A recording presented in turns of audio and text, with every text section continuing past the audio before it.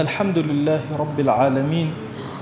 والصلاة والسلام على خير خلق الله محمد وعلى آله وأصحابه الكرام وتابعيهم بإحسان إلى يوم الدين. أوصيكم عباد الله ونفسي قبلكم بتقوى الله وكثرة مخافته، فإن التقوى شعار المؤمنين ودثار المتقين، ووصية الله تبارك وتعالى في وفيكم وفي الخلق أجمعين. وشويسكام يوجع عبادة فرقوركا أننا إنسان أخير زماننا سرور وشيوزو دل مسلمانا بهرشي وازيبو فرماو أحب الأعمال إلى الله جاري برسيارة جوانا كرا واشا خاسترين كردوا تشيشا إنسان كروج. فرماو أحب الأعمال إلى الله سرور تدخله على مسلم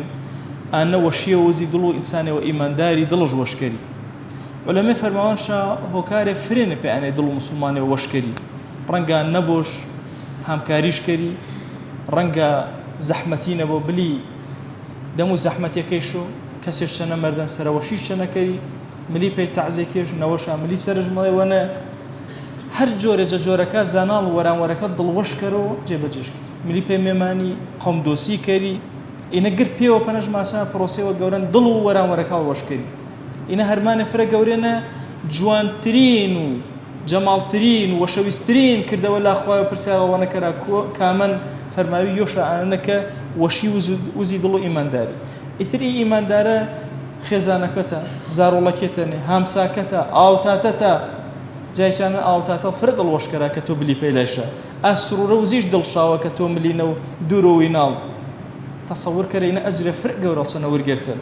إنا بشن جصيفة بيغمري صلى الله عليه وسلم إما إنا مما قوموا أين أشم صفاتك صفات تايبت لما نمردين هنا وشويسي زين شاكر ميو إما مثلا قيامة نتشجمي هاناما وفرياما قنو رنقا زردخني وما أمابو فريايو رنقا وشيوة كوستان ما دلو إيمان داري بوشي فرماوا آني كتو وزيج وران ورو وزيج دلو إيمان داري كرنقا يك كلمة بو كتو واتبو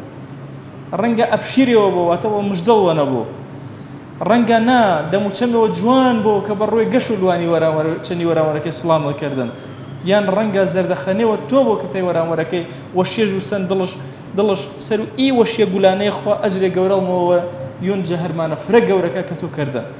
ايماندار قدو جيان عبادته قصه كرديج ور استيج نشتريج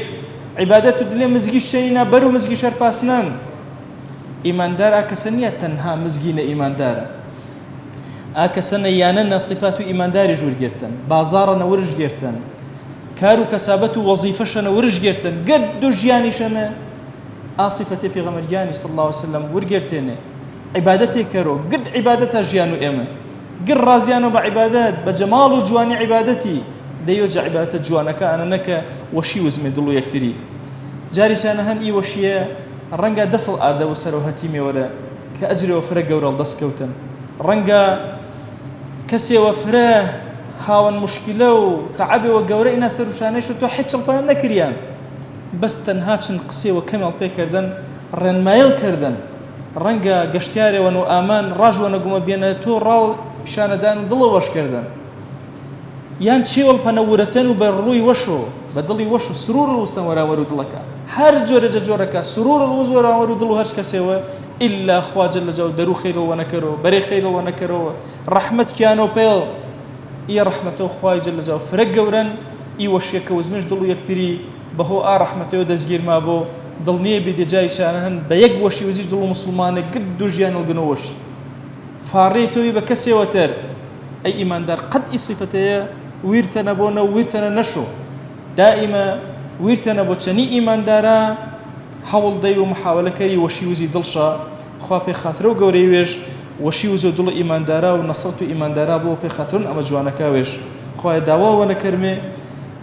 قرد ما هر يوم كيشو قرفتو مشكلة ما هن هر يوم جاياقي ويشو كومالي بلا مصيبة روش كردين منا خوا تو بي ما چار سر كرا تو وشي وزو دلكا ما ويانكا ما ولاتو نجتماني ما يا رب العالمين.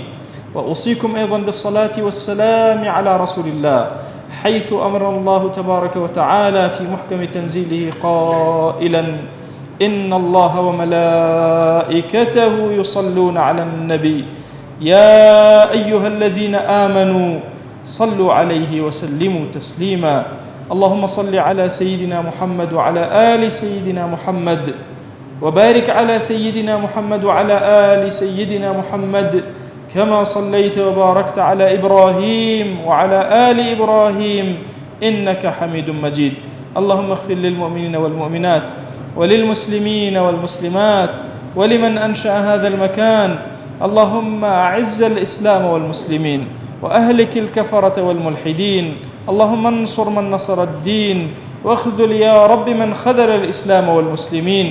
اللهم آت نفوسنا تقواها فزكها أنت خير من زكاها، أنت وليها ومولاها. آمين آمين والحمد لله رب العالمين. أقم الصلاة يرحمك الله.